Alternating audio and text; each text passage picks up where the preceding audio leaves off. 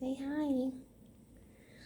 Um, so I just really want to talk to y'all about this amazing conference that I've had the blessing to attend here in Las Vegas called the Black Men's Brain Health Conference. It has been absolutely phenomenal. I cannot explain to you how riveting it has been to be a part of this conference, which I believe was a vision of Dr. Robert Turner, who's with the George Washington School of Medicine and Health Sciences.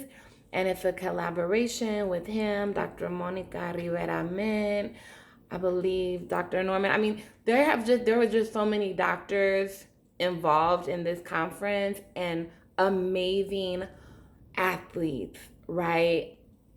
Just the roster in terms of the guest speakers, from the clinicians to the athletes, it's just been incredible.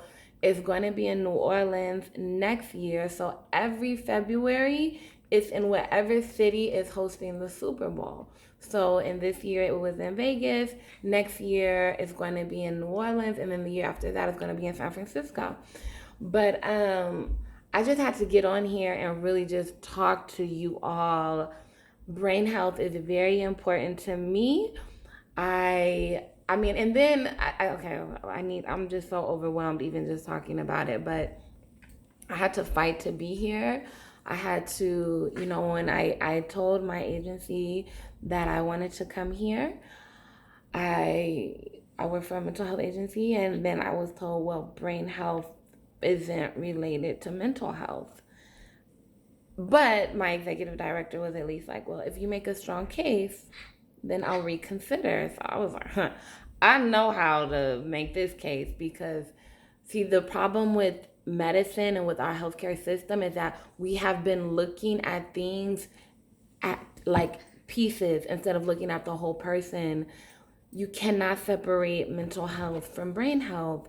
You can't even separate mental health from physical health, right? We know that there's so much data and evidence, empirical studies that have proven that, right? Now, for me, as an adult child of an addict, right? The reason why we're absolutely so behind still in addiction studies is because brain health has, we're just now starting to really um, there are vanguards in this field who have been saying this for decades, but as a whole community, we're just finally starting to catch on with what the vanguards have been saying. And you'll find these vanguards in things like physical therapy, PsyDs, MDs in psychiatric medicine, um, doctors of education, like people who really understand that the brain is very impacted by environment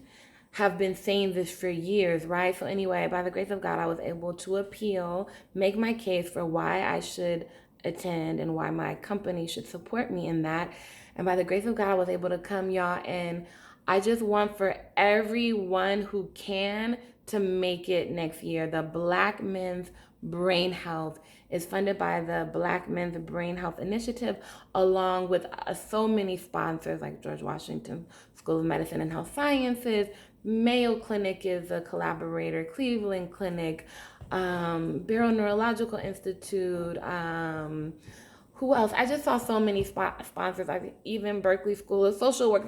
There's just so many people and institutions who are already on board. Y'all have to be here. What I can say is that as a Black woman who truly cares about the Black man as an individual, and also at the community level, and also at the population level, which is something that Dr. Jonas Gidda out of Mayo Clinic and Barrow Neurological Institute kept reiterating. Like, we have to start examining these from the unit of measure of population.